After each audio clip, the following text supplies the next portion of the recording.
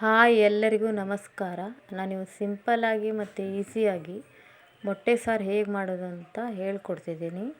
ಬನ್ನಿ ನೋಡ್ಕೊಂಬರೋಣ. ಮೊದಲಿಗೆ ಸ್ಟವ್ ಆನ್ ಮಾಡಿ ಅದ್ರ ಮೇಲೆ ಬಾಣಲಿ ಇಟ್ಟು ಒಂದು ಸ್ಪೂನ್ ಅದಕ್ಕೆ ಎಣ್ಣೆ ಹಾಕಿ, ಆಮೇಲೆ ಅದಕ್ಕೆ ಉದ್ದುದ್ದಾಗಿ ಹೆಚ್ಕೊಂಡಿರೋ ಒಂದು ಈರುಳ್ಳಿ, ಆಮೇಲೆ ಒಂದೆರಡು ಟೊಮೆಟೊ ಉದ್ದುದ್ದಾಗಿ ಹೆಚ್ಕೊಂಡಿರೋದು, ಆಮೇಲೆ ಒಂದು ಸ್ವಲ್ಪ ಬೆಳ್ಳುಳ್ಳಿ, ಒಂದು ಸ್ವಲ್ಪ ಶುಂಠಿ ಹಾಕ್ಕೊಳ್ಳಿ. ಎಲ್ಲವನ್ನು ಹಾಕಿದ ಮೇಲೆ ಅದನ್ನು ಈ ರೀತಿ ಫ್ರೈ ಮಾಡ್ತಾನೆ ಇರಿ.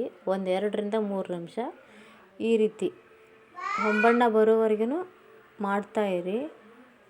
ಆಮೇಲೆ ಅದಕ್ಕೆ ಇನ್ನೊಂದು ಸ್ಪೂನ್ ಎಣ್ಣೆ ಹಾಕಿಬಿಟ್ಟು 1-2 ಸ್ಪೂನ್ ಧನಿಯಾ, ಸ್ವಲ್ಪ ಚಕ್ಕೆ ಲವಂಗ ಹಾಕಿ ಅದನ್ನು ಈ ರೀತಿ ಸ್ವಲ್ಪ ಕೆಂಪಗಾಗೋವರೆಗೂ ಫ್ರೈ ಮಾಡಿ.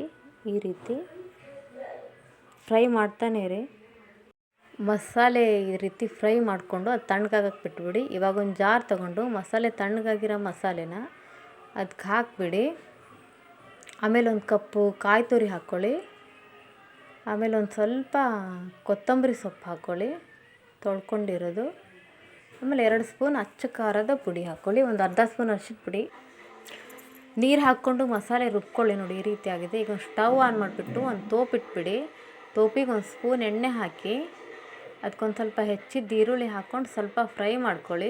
ಆಮೇಲೆ ರುಬ್ಬಿದ ಮಸಾಲೆ ಹಾಕಿ, ಆಮೇಲೆ ಒಂದು ಸ್ವಲ್ಪ ನೀರು ಹಾಕಿ ನಿಮ್ಗೆ ಎಷ್ಟು ಬೇಕೋ ಅಷ್ಟು ರುಚಿಗೆ ತಕ್ಕಷ್ಟು ಉಪ್ಪು ಹಾಕ್ಕೊಳ್ಳಿ. ಚೆನ್ನಾಗಿ ಮಿಕ್ಸ್ ಮಾಡ್ಕೊಳ್ಳಿ.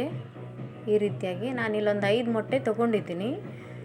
ಎಲ್ಲ ಮೊಟ್ಟೆನೂ ನಾನಿಲ್ಲಿ ತೋರಿಸ್ತಿರೋ ಹಾಗೆ ಒಡ್ಕೊಂಡು ಹಾಕ್ಕೊಳ್ಳಿ. ಈ ರೀತಿಯಾಗಿ ಎಲ್ಲ ಮೊಟ್ಟೆನೂ ಹಾಕ್ಕೊಂಬಿಡಿ. ಸ್ವಲ್ಪ ಸಾರು ಕುದೀತಿರುತ್ತಲ್ವ ಅವಾಗ ಸಾರು ಕುದೀತಾ ಇದೆ. ಈಗ ಒಂದು ಸ್ವಲ್ಪ ಕಟ್ ಮಾಡ್ಕೊಂಡಿರೋ ಕೊತ್ತಂಬರಿ ಸೊಪ್ಪು ಹಾಕ್ಕೊಂಡು ಈ ರೀತಿ ಮಿಕ್ಸ್ ಮಾಡಿ.